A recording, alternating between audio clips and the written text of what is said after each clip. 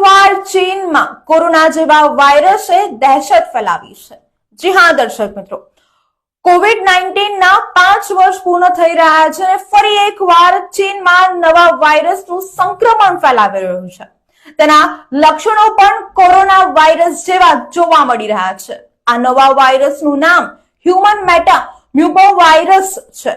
જ્યારે વાયરસથી સંક્રમણ લાગી રહ્યું છે અને દર્દીઓમાં શરદી ખાંસી જેવા જ લક્ષણો જોવા મળી રહ્યા છે। એટલે કે કહી શકાય કે કોવિડ-19 જેવા જ લક્ષણો દર્દીઓમાં જોવા મળી રહ્યા છે।